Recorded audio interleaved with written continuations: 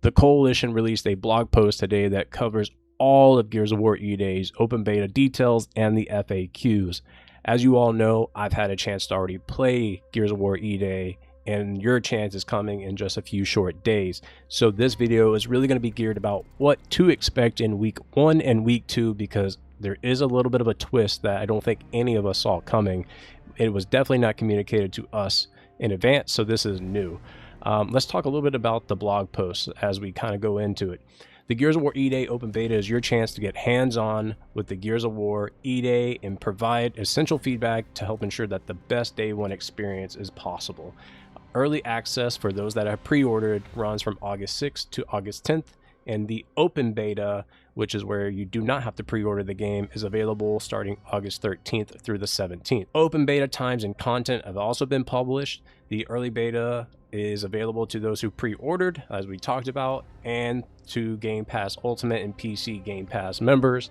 It begins on August 6th at 12 p.m. Pacific time and ends August 10th, 10 a.m. Pacific time. The second weekend is open to all players on any of the eligible platforms, so that will be Xbox Series X, PC, Windows Store users, and Steam, regardless of having a pre-order status. The beta content will differ per weekend, and this is the twist none of us saw coming. Players in the early access period will experience the evolution of Gears' iconic PvE mode, Horde Siege. For the open beta, we will go even harder and open up our refined 4v4 versus for competitive play in addition to Horde Siege.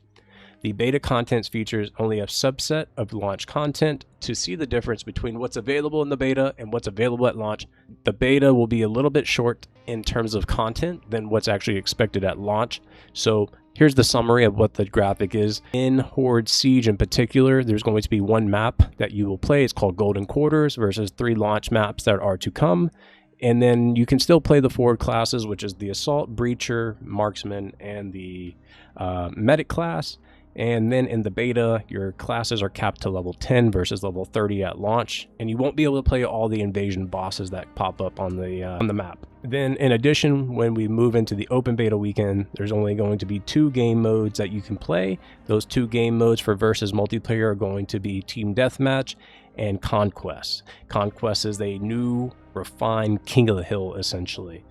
All the weapons are available, and then you will only be able to go up to level 50 in the beta versus launch being level 100, and then 4 re-ups in addition to that. The characters that you could play in the beta versus launch are obviously going to be limited. You'll only play as a few select COG and Locust members. In the open beta though, you will get exclusive rewards. This is actually pretty easy to obtain. Level 20, you get the Epic Blast Damage Mags character skin and the rare Crush the Bug weapon skin set when you extract from Horde Siege 8 times on infantry difficulty or higher.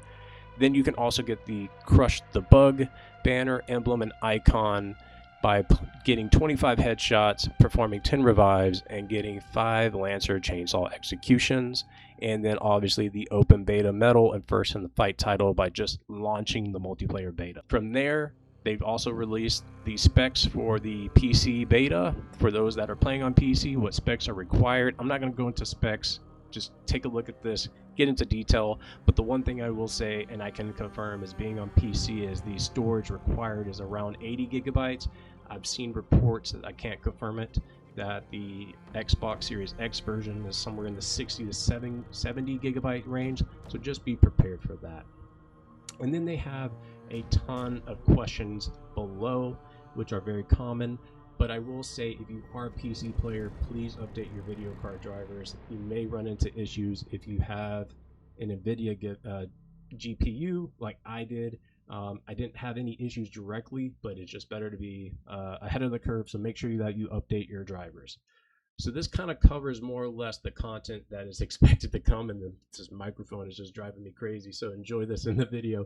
But this is what is expected to come. Let me know your thoughts about how Horde Siege is in week 1 only versus in week 2 it's the open beta where versus is there. I think it's very interesting that most of us who pre-ordered this game are versus players first and foremost. Not saying all, but most will be wanting to play versus and get their hands on that. But you will not be able to do that in week 1. Let me know your thoughts in the comments, and I'll see you in the next video.